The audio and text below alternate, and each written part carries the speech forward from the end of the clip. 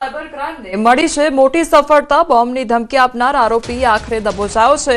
પશ્ચિમ બંગાળથી આરોપીને દબોચી લેવામાં આવ્યો છે। ક્રાઇમ બ્રાન્ચ અને સાયબર ક્રાઇમનું સંયુક્ત ઓપરેશન હાથ ધરવામાં આવ્યું છે।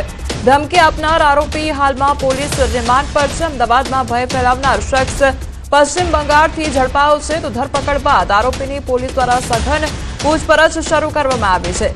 ટેકનિકલ સર્વેલન્સની મદદથી આરોપી સુધી પહોંચી છે પોલીસ અને હાલ પોલીસ દ્વારા પૂછપરછ હાથ ધરવામાં આવી છે। તો ક્રાઇમ બ્રાન્ચ તેમજ સાયબર ક્રાઇમને મોટી સફળતા પ્રાપ્ત થઈ છે। બોમ્બની ધમકી આપનાર આરોપી આખરે દબોચાયો છે।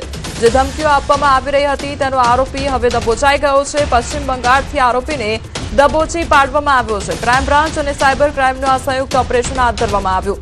સંવાદદાતા નવીન અમારી સાથે જોડાઈ ગયા છે। નવીન, જે બોમ્બથી ઉડાવી દેવાની ધમકી આપવામાં આવી રહી હતી તેનો આરોપી હવે ઝડપી પાડવામાં આવ્યો છે, શું અપડેટ મળી રહ્યું છે?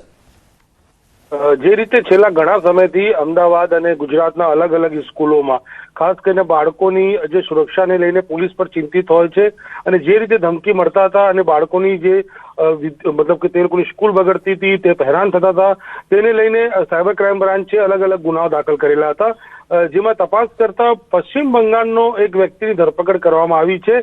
સાયબર ક્રાઇમ બ્રાન્ચ અને ક્રાઇમ બ્રાન્ચની ટીમ પશ્ચિમ બંગાળ જઈને તે વ્યક્તિને ઉઠાવી લીધી છે, તેની ધરપકડ કરી તેના રિમાન્ડ પણ મેળવી લીધા છે। જો કે આ કરવા પાછળનું કારણ શું હતું, તેની પાછળ કોઈ બીજા વ્યક્તિઓ હતા?